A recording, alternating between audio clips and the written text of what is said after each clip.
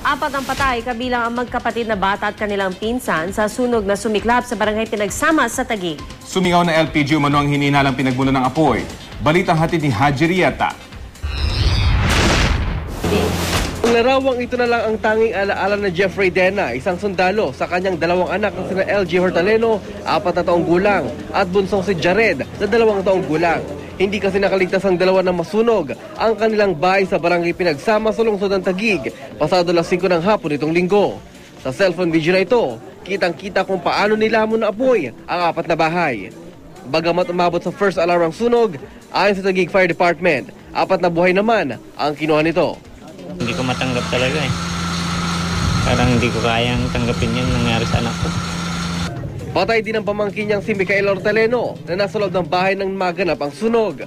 Nang mapasok namin ang loob ng bahay, tumambad sa amin ang halos uling ng mga kagamitan sa loob. Ang kwarto kung saan natutulog ang 2 bata, hindi na rin mapapakinabangan pa.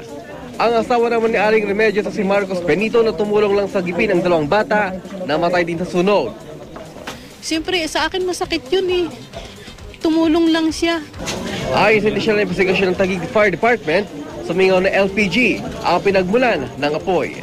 Patuloy naman ang investigasyon ng otoridad sa insidente. Haji Rieta, GMA News.